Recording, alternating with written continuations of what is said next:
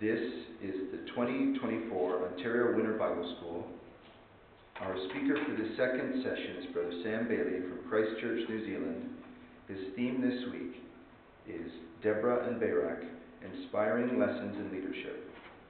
This is his fifth class, and the subject for this class is Sisera's mother, the prophecy. Our reading was taken from Judges 5, verses 28 to 31.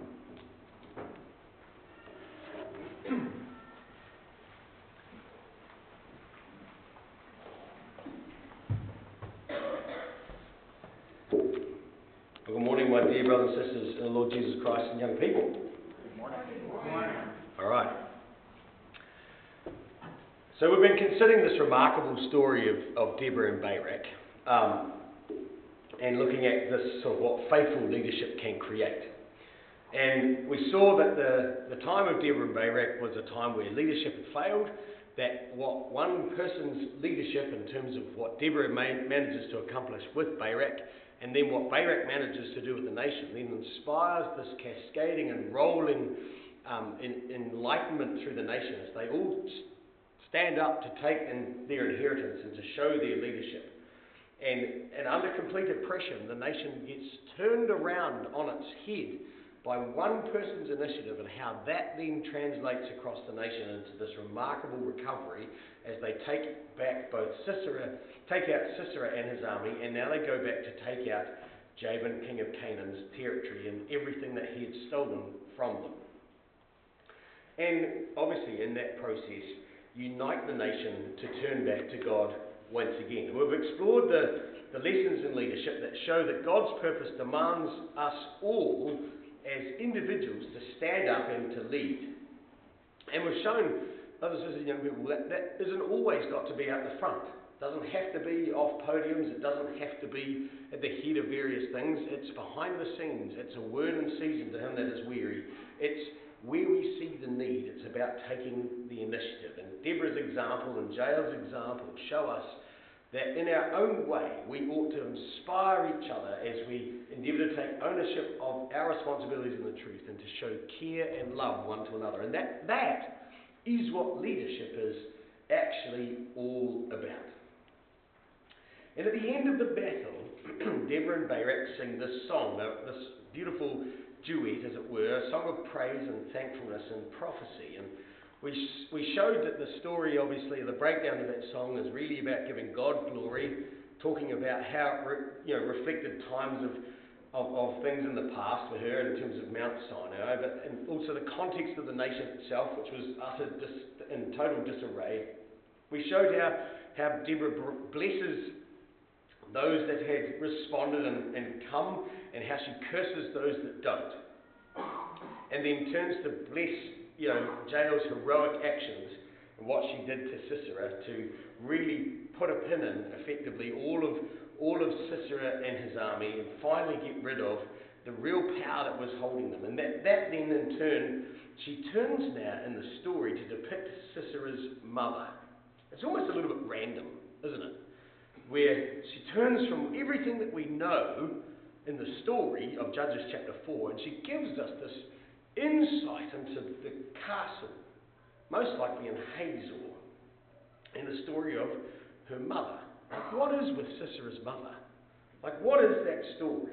And then she finally concludes with a plea for God's ongoing support, a summary and a request for God's support over all his enemies. And it seems like the story of Sisera's mum is like this random addition at the end of the story, as if it's sort of there but not really relevant. Well, brothers and sisters and young people, I'm going to show you how relevant that absolutely is in the remarkable parable that Deborah sees unfolding before her as a beautiful prophetess, as a symbol of God's judgments that are going to be unleashed, not only just on Sisera's mother, but that this whole story, prophetically she sees, almost as if she gets transported into the future like John. It's almost as she does, and she goes, oh, this is going to be how Armageddon works, and how the subjugation of Europe is going to all come about.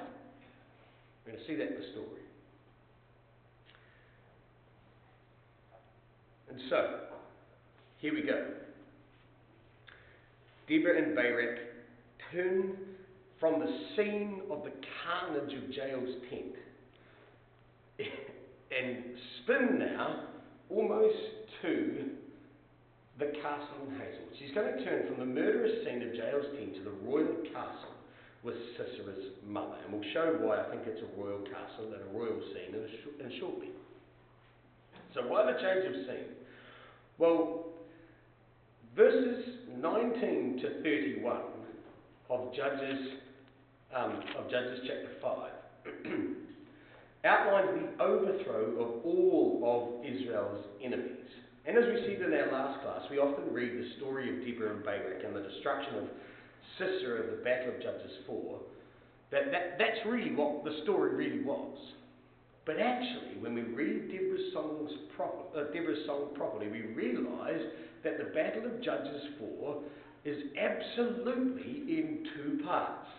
And part one, or otherwise known by me as the entree to the roast potatoes, roast lamb and gravy, which is going to be part two. The little hors d'oeuvres was Sisera's battle, right? So the oysters that we get for entree was actually what's talked about mostly in chapter 4. Judges chapter 4 verses 11 to 22, which outlines the battle against Sisera and the ultimate demise of his army and himself, both at the hands of Barak and at the hands of Jael. That's what's referred to in the Song of Deborah in Judges chapter 5, verses 19 to 27.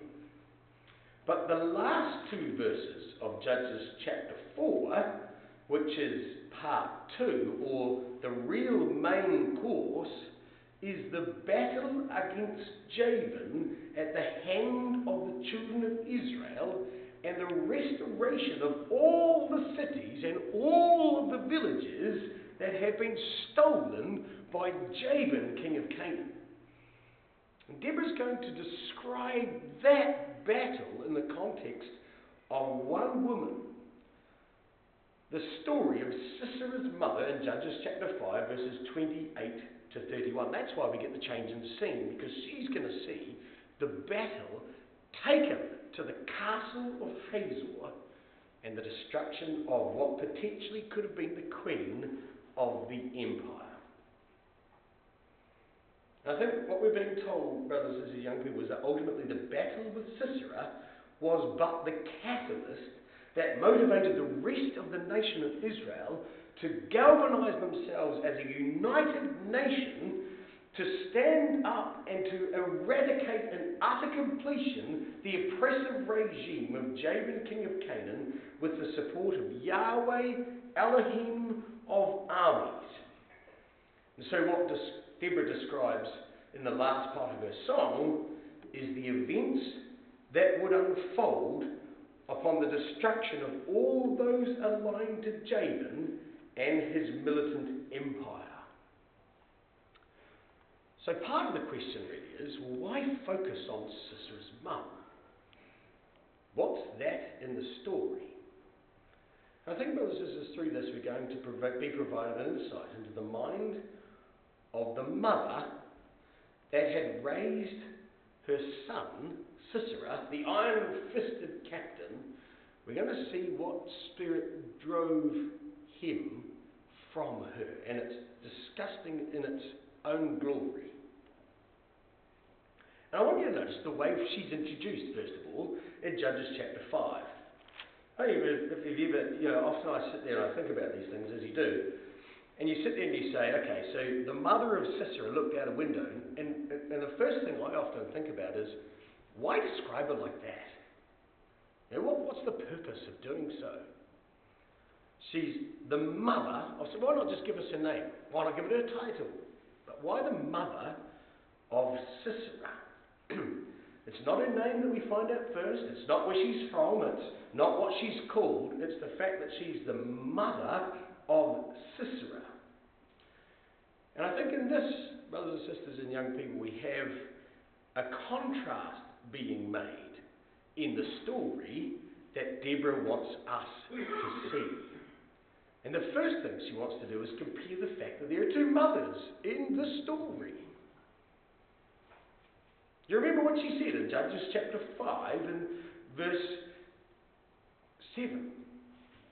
She said that leadership amongst the entire nation had ceased until that she, Deborah, arose a mother in Israel. Judges chapter 5 and verse 7. She's wanting to contrast the mothership role that she had played amongst the nation against the mothership role, the mother's role of Sisera.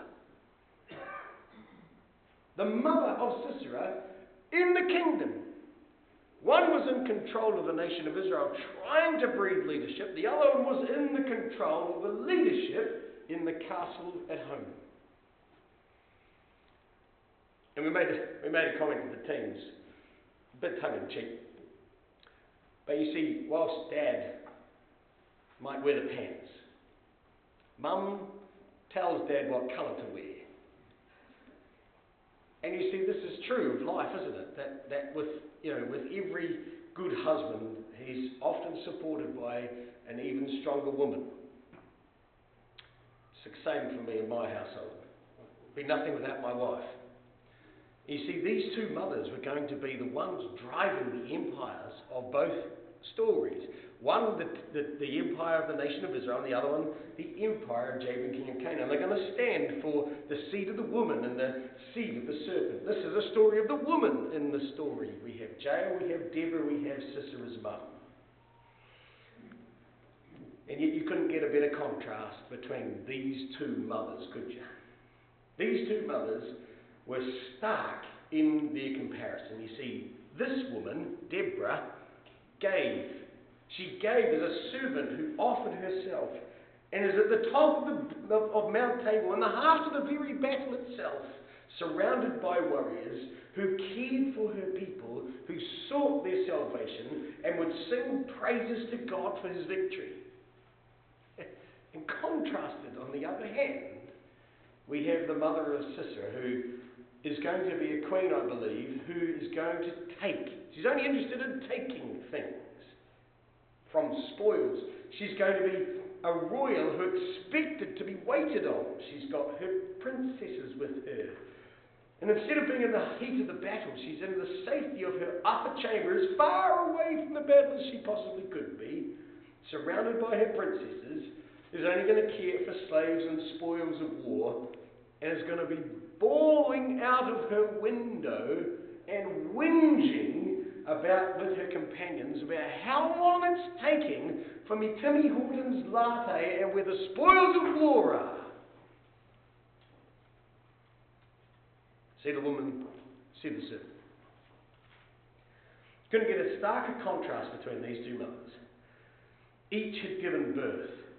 One to Barak, the militant commander who was hesitantly not fulfilling his role, but with the support of Deborah was going to drive into battle. The other one had given birth to Sisera, whose head now lay separated from his body, pinned to the floor of a tent. You see, one mother was focused on service to others, the other focused only on herself and her ill-gotten gains.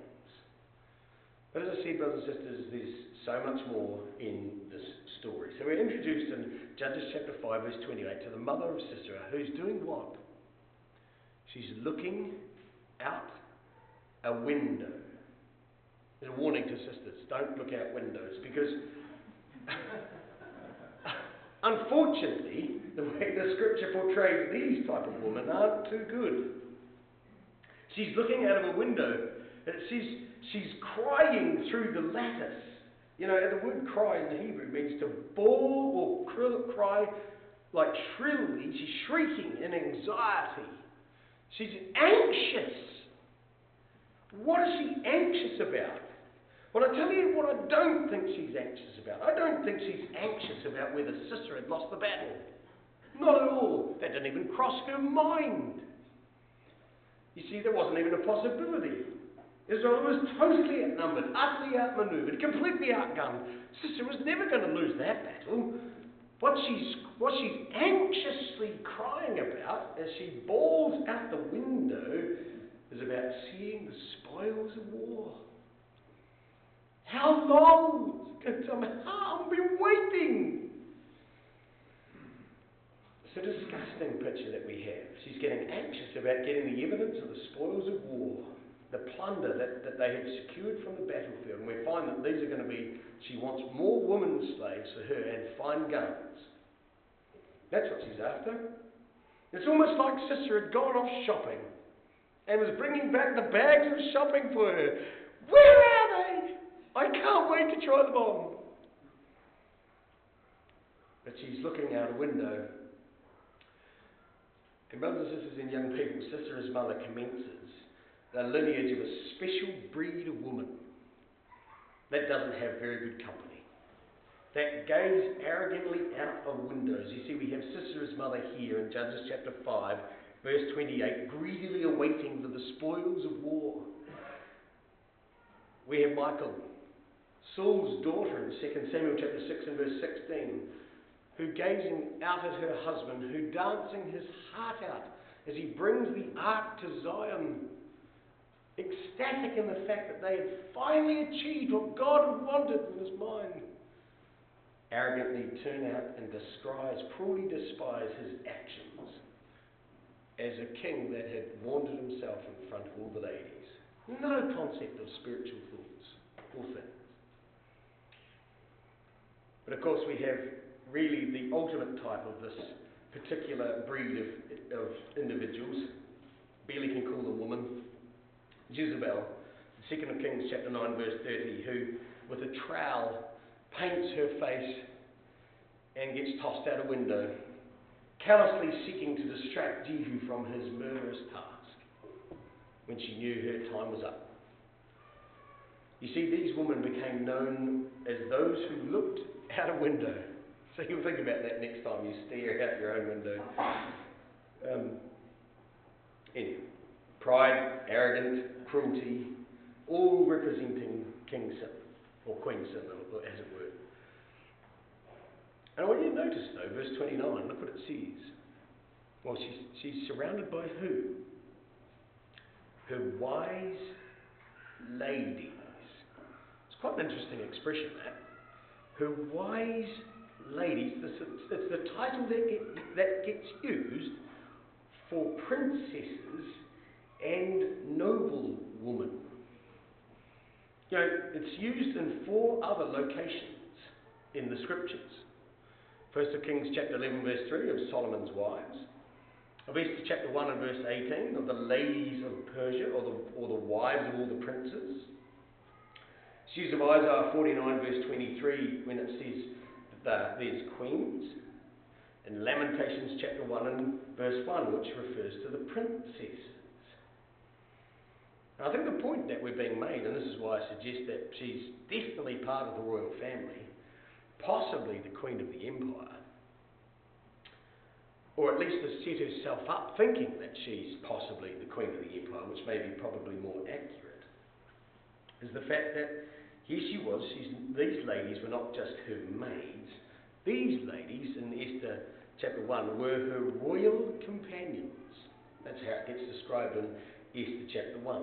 The royal companions, you see. And Sisera's mother was royalty, part of the royal family.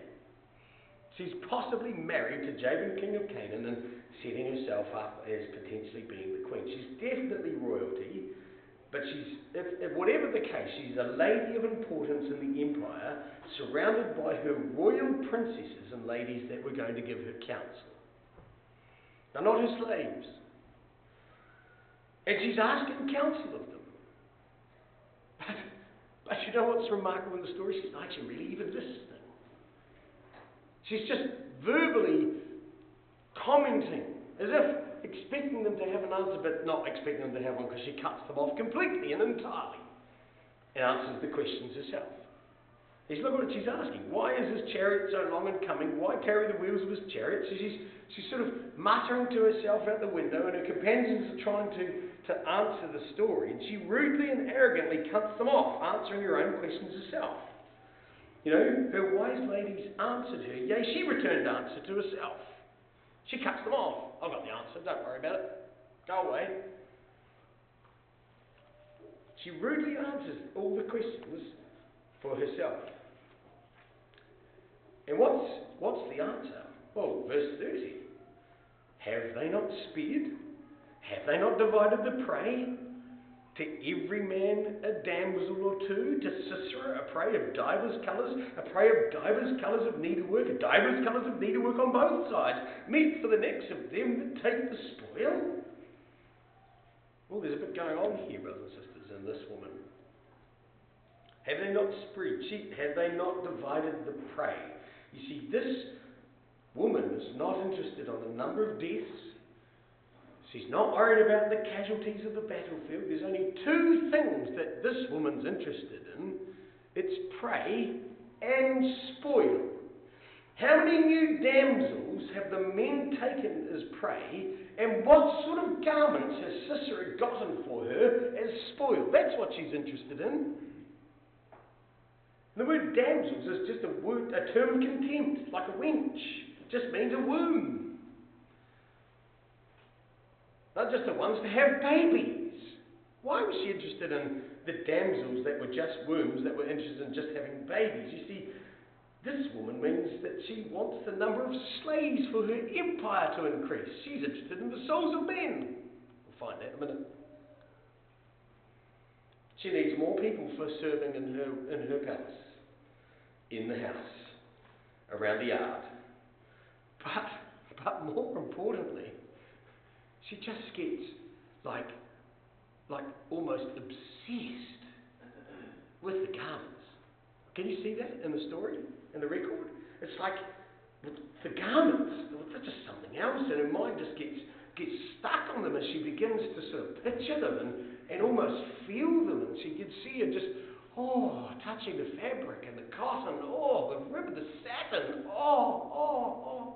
She just gets lost in the story. The diverse colours of needlework. This is embroidery. These are special garments. These were exotic garments, made of expensive imported fabrics and cottons from Egypt and afar. Psalm 45, verse 14, Ezekiel 26:16. These are the garments of princes and of queens and royalty. These were royal garments, royal apparel. And history records, brothers and sisters, young people, that Hebrews excelled in the art of dyeing. Not as in dying, but as in dyeing of garments. And we see that in the tabernacle, in the priestly robes, in the expensive coats like Joseph, that of the Lord's garment. You see, these were prized possessions that were never going to be cut up, but were going to be cast for lots. You see, they were highly prized possessions and often treasured for life. The coat. The wools would come from Egyptian origins generally, and the excavations here revealed wool dyeing was a legendary leading industry in central Israel. And I've dug all this up. But I want you to know who the garments ultimately were for. Because a better translation for when she's talking about these garments, she says, the spoils of diverse colours raiment for Sisera, the spoils of divers colours raiment embroidered, coloured raiment richly embroidered from the necks of those who were taken as spoil. She's actually referring to female garments. She was interested in getting these garments on herself. You see, she was expecting Sisera, not the guys going into battle on the paddock at the foot of Mount Tabor weren't wearing these priestly special garments, were they? They were wearing garments for battle. What she was expecting was that not only would Sisera have wiped out those men, pesky 10,000 men coming down the hill on foot that had no weaponry, but that they had then turned and sacked all of these Jewish cities and villages and taken from all the ladies, all of the wonderful, it's like going shopping in a shopping mall, just going in and taking whatever they wanted. And they brought these special garments home for us, he says. They're going to be meat for the ones who have taken as spoil. They're going to be ours. She was interested in getting the things for herself. And Sisera's mother, if you're going to colour two words in this story, you're going to colour the words pray in verse 30 at the start and spoil at the end of verse 30. She's interested in spoil and pray. And of course, anyone with ears to hear will have heard that Bible echo before. And I think this song, as I've said, focuses on the two phases of the battle against Sisera and the destruction there of Sisera's mother, because here, prophetically displayed in the type, is the two-stage victory of all things. Just like we have the stone that smites Goliath's head, and then David taking the sword to cut the head off. Just as we see in Daniel chapter 2, the smashing of the image to feet, and then the grinding of it to powder, we're going to see the overthrow of Gog, and the victory of Armageddon, and the subjugation of Europe and the mother of all harlots. You see, the battle against Sisera and the defeat of Jael is but just the prelude to the main event. The battle of Armageddon and the destruction of Gog is but just the start of what's going to come. And following the battle against Jabin, main course was going to be the battle against Jabin and Sisera's mother, which is going to be the subjugation of Europe and the overthrow and subjugation of Catholic Europe and the mother of all harlots. The events are set before us in absolute detail and precision in the story to perfectly describe the events subsequent to Christ's return. And here it is. You can't miss the story. You see, in phase 1, in Sisera's demise and the Gogian invasion and the destruction of Armageddon, we see Sisera's Confederate army gathered from all of the Gentiles, met at Harosheth of the Gentiles. And we find in Ezekiel 38, and it's probably easier if we just sit there in Ezekiel 38 as we work through the story, because we now know the story of Deborah and Barak. But in Ezekiel 38, we've got Gog from the land of Magog, the chief prince of Rosh, Meshech, and Shubal. And he's going to gather a huge company together, made with swords and bucklers and shields. And it's going to be a confederate army of Persia, Ethiopia, Libya, and all that are with them. Shield and helmet, Gomer and all his bands, the house of Togarmah. And where are they going to come? From the north parts. That's where Hazael was, you see. Hazael was in the north parts. Here's Jabin, king of Canaan. And so Sisera and his confederate army is going to gather together, and it's going to be full, says Ezekiel 38, of swords and shields and chariots and horsemen, just as Sisera's army was. And that Yahweh would fight against Sisera and would go out before him in the story. So also God's fury was going to come, and he was going to draw him down, it says. I'll be in control of this, don't you worry, God. I've got this covered. I will draw unto thee, says the record of Sisera's story. And of course, what God does is he says to Gog, you reckon you're in control? Really? You're going to have a hook through your horse's nose, and I'm going to lead you to battle. I will take thee, I will bring thee forth, he says, verse 4. And all thine army, and all thy horses, and all thy horsemen, and all them that are clothed with all sorts of armour, and you're going to come to the very spot to be nailed. And Sisera's motivation, we know from the story of Ezekiel 38, verse 12, is that everyone says, well, he's gone down to the land of unwalled villages with this evil thought, and people go, what are you down here for? To take a spoil and to take a prey, and to turn thine hand upon the desolate places that are now inhabited. You see, here's the story of Armageddon. And as army gathered is going to be a great company, and that God would cause a great shaking in the land with rain and hail and fire and brimstone. And a sword would go out against Gog, says Ezekiel 38, verse 21.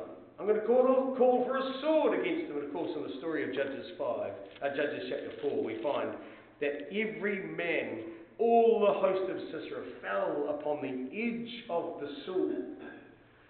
And Sisera's destruction, just as it was prophesied from Deborah, was going to be prophesied by the prophets before them. This is whom, art thou he of whom I have spoken in old time by my servants the prophets?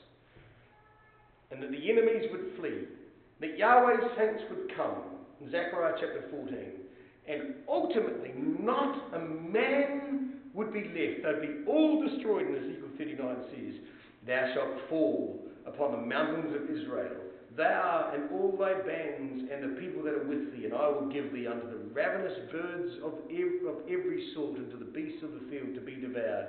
Thou shalt fall upon the open field, for I have spoken it, saith Adonai Yahweh. And here, brothers and sisters, is the story of Sisera, so clearly set out as a type of Gog himself, leading forth his confederate host, and his ultimate destruction, foreshadowed by the work of Christ and the saints, and the march of the rainbowed angel, the arrival of the man of Bozrah from Isaiah 63, who's going to shine forth from Mount Seir, and who marches from Sinai unto the sanctuary. You can hear all the echoes of Deuteronomy 33 that we've already talked about. All the story here mapped out before. We get the march of the rainbowed angel, all again the work of Christ and the redeemed and glorified saints coming to destroy the oppressor of God's people in his land. Oh, it's all here, isn't it, brothers and sisters, in the type of the destruction of Sisera. And so you would expect, therefore, as the type and battle of the destruction of Sisera was the entree to the roast and potatoes. The overthrow of Jabin and the taking back of the stolen city was the gravy of the roast coming out now. Armageddon was just the prelude to the battle against Jezebel and the mother of harlots and the conquest of Catholic Europe. You see Daniel's two stages, the smashing of the image to feet, and now the grinding of the image to powder. Of course, there was going to be no more fitting symbol of the harlot system of Catholic Europe. The depiction of Jezebel surrounded by her daughters, which have made themselves drunk with the blood of the saints. Now what is depicted here in the story of Sisera's mother, surrounded by her wise ladies, dreaming of the spoils of war and merchandise.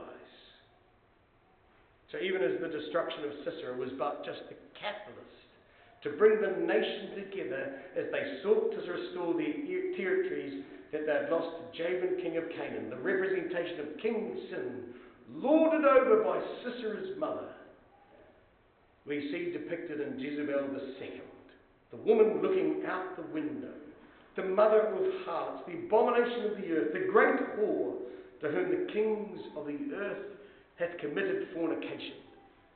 See, Jabin was once more the king of all the kingdoms, as he was in Joshua 11. And here he was again. And just look at the picture painted for us in Revelation 17 and 18, and you can't miss it. You see, here is the woman who already had the coloured garments. She's stolen them. She's arrayed, it says, in purple and scarlet, sitting as a queen. I mean, just hold your hand and just ponder in this as we look through it in Revelation 17 and 18. It's just remarkable, isn't it? She's living deliciously off the delicacies of the things that she has stolen. Revelation 17 verse 4 it says, so he carried me away, verse 3, and I saw a woman sit upon a scarlet-covered beast, full of the names of blasphemy. And the woman, it says, was arrayed in purple and scarlet colour, multicoloured garments, with decked in gold and precious stones and pearls. Look at verse 16 of Revelation 18. It says, and here again is the city. You see, the great city that was clothed in fine linen and purple and scarlet and decked with gold and precious stones and pearls. You can't miss this woman. She's taken the spoils of war for sure. But this woman, Revelation 18 verse 7, look at this. She hath glorified herself. Isn't that the spirit of Sisera's mother? She's glorified herself and lived deliciously, for she hath said, so much torment and sorrow give her, for she hath said in her heart, I sit as a queen, and am no widow. Why was she no widow? Oh, it would suggest that she'd lost a son. Exactly. Sisera's gone. I'm no widow, she says, and I see no sorrow. I haven't lost my boy. What are you talking about? Here it is. Here's the woman who may not have been the queen, but is sitting as such, thinking she's so important, and who rules, it says, with many peoples and nations and multitudes, and who by working with the merchants of the earth was controlling trade, and had waxed rich through the abundance of her delicacies. And what does this system, brothers and sisters, what is this system interested in? Well, Revelation chapter 18 verse 12 to 14 says that she's interested in merchandise and slaves and the souls of men. You see, she's interested in the merchandise. She's weeping, verse 11. The merchants are going to weep with her when they can't do this trade with her anymore. They're going to weep over her. No man buys any more merchandise. Well, what merchandise is that? Well, it's everything. Gold, silver, precious stones, pearls, linen, silk, scarlet, pine wood, all manner of vessels of ivory, most precious wood, brass, iron, marble, cinnamon, odours, ointments, frankincense, wine, oil, fine flour, wheat, beasts, sheep, horses, chariots. Right? All of this merchandise. Oh, and the other thing she says, the other thing they go is we can no longer trade in the souls of men anymore. She's interested in the goods and merchandise and the slaves, the souls of men. And of course, Revelation is going to depict for us the destruction of this woman, which will be swift and unexpected. It'll all come in 1 hour. Says Revelation 18. She will be rewarded double for her works. It was coming, just like Christ and the saints, that will come and absolutely obliterate Catholic Europe, depicted by the saints of Israel's territory coming and taking out the territory. It'll all come when she least expected. But come over the page to Revelation chapter 18. Look what it says. Rejoice over her, thou heaven, and ye holy apostles and prophets, for God hath avenged you on her. Rejoice, says the record. And when you read Revelation 19, you just need to colour in the 4 alleluias of Revelation 19. Praise ye Yahweh. They're going to sing with this loud voice, a great voice of much people in heaven saying, Alleluia, verse 1. Alleluia, verse 3. Alleluia, verse 4. Alleluia, verse 6. Praise ye Yahweh. Of course, Deborah starts her song, doesn't she, brothers and sisters, with this expression in Judges chapter 4. What does she say? Judges chapter 4, verse 1. Judges chapter 5 and verse 1. Praise ye Yahweh for the avenging of Israel. Alleluia, she says. Verse 9. My heart is toward the governors of Israel, Judges chapter 5, verse 9, that offer themselves willingly among the people. Bless ye Yahweh. Here's the saints rejoicing, bursting forth in song, giving thanks and praise to Almighty God, who hath kept his promise, because he hath avenged his people.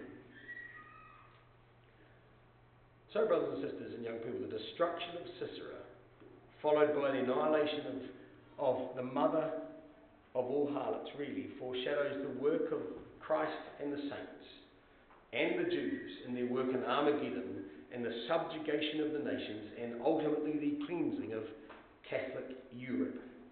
And by this process, Yahweh will redeem and avenge his people who have cried to be saved and to cause his kingdom to be established once more, and to usher in that time of rest that everybody was so desperately hoping for.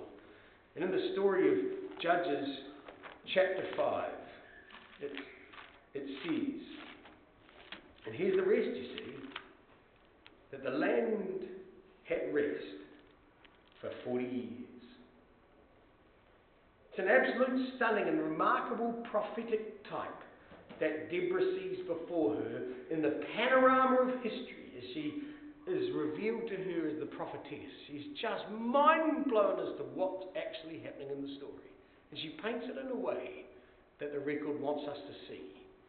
That God is in control of all things. The divine stamp of the prophecy of Armageddon and the subjugation of Europe just goes bang, bang, bang through history, doesn't it? To give us utter confidence that we know that God will bring about his purpose. But look at the way she finishes her song. Come back to Judges chapter 5. So she says, verse 31, ultimately this is a song for all time. So let all thine enemies perish, O Yahweh. But let them that love him be as the sun when he goeth forth in his might. Let them that love thee, or love him, be as the sun, the brilliant, radiant sun when it goes forth in all its strength. And here, brothers and sisters, Deborah beautifully and poetically pictures the work of the saints like the sun as it bursts forth in its full glory and brilliance, the rays of which shine in burning fury to have victory and vengeance over all his enemies. But I don't know if you've noticed, but to use a very specific expression. But them that love him be as the sun when he goeth forth. Do you know, she said that expression in the story quite a few times. And she sees those who went out against their enemies encaptured in the sun. You see, Barak and his men went out in Judges chapter 4, verse 14 and 16, on foot to meet Sisera. It's the same word, the going forth. Here it is. It's Jael, it says, when she went out to meet Sisera. It's God himself in Judges chapter 4, verse 14 and 5, verse 4, when he went out before Barak. It's the tribes who responded that went out to serve. She says, we've seen this before. We've seen this before. These people were like those who voluntarily jeopardized their lives in service to their brethren to bring about Yahweh's judgments. This is who we need to see. People with action, people with initiative, people who volunteer. This is what we need, she says. And they're all throughout time going to stand up and go forth. And brothers and sisters, here's the lesson. This is the lesson for us. You see, this is the spirit of the volunteer. This is the spirit of the one who gives, the one who leads, the one who shows care. And we will all in this, says Deborah, be like the sun, going forth in strength if we take the initiative to bring Yahweh's enemies to naught. It's a vivid and glorious picture, she says, of the sun when it bursts forth in its might. And do you know, brothers and sisters and young people, I've only ever found that expression one other time in the rest of the Bible. If you find it more than this, please let me know. The sun going forth in its might. Do you know where it's from? It's not Malachi. It's healing in its beams. The sun going forth in its might. Come with me to Revelation chapter 1. Come and have a look at what the picture is of the multitudinous Christ that John sees in Revelation chapter 1. Of course, it's Yahweh and his saints and the 10,000 men. You see, the vision that John sees is going to reveal to him the things which are and the things which shall be hereafter. And the one who's going to bring all of that to pass is the one who's going to bring the enemies to naught. And the message of the man of the one is pictured in Revelation chapter 1, verses 10 to 16. And Revelation and the prophecies of the future and the judgment that are going to be poured out upon the enemies of God is going to be given and executed by a man who is likened unto the Son of Man. And this one, like unto the Son of Man, was going to execute judgment and vengeance and establish the kingdom of God. It's not just Christ, brothers and sisters, is it, in this story? It's not just Christ, but a picture of the multitudinous Christ body who is manifested in full glory because he's there with the saints. You see, John sees one like unto the Son of Man because they've been perfected. This is the glorified saints, and they are with priestly clothing, the saints perfected as priests. They've got golden girdles. They're immortalized saints, ministering to the needs of others in active service. He's got hair like wool, and he's white because these are the saints who have washed their robes in the blood of the Lamb. He's got eyes with a flame of fire, the intelligence in judgment, executing God's vengeance. He's got feet of incandescent brass.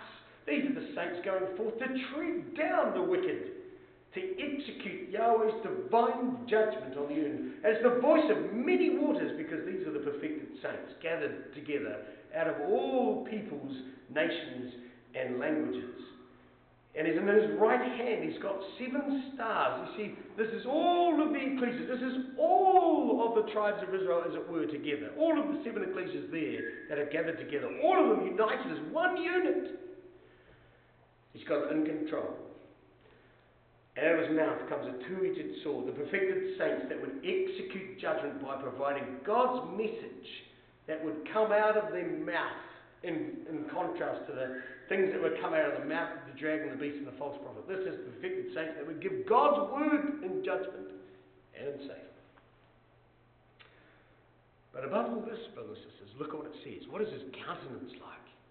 What is the spirit with which he goes out with? Look at what it says. Revelation chapter 1 verse 16. And his countenance, it says, was as the sun shining in his strength. You see, I think, quote unquote, brothers and sisters, that's Judges chapter 5 verse 31. Judges chapter 5 verse 31. This is the sun shining in his strength. And here is the reenactment of the way in which the saints would participate in assisting Yahweh execute the vengeance on all his enemies. That's the countenance of the man of the one. The spirit of the willing volunteers who will bring all of Yahweh's enemies to naught and to make them perish. Let them be, she says, like the sun when it goes forth in its might. And the book of Revelation, just like the song of Deborah, was a message of hope, a message of relief to all those saints throughout time that could have confidence that God will work, that God will bring about his purpose, that God will rule in the kingdoms of men and ultimately overthrow his enemies. And just as it was a message of warning, just as it was a message of hope and relief, it was also a message of warning and counsel, wasn't it, to those to stand apart, to choose to serve God, to be part of the volunteers who give.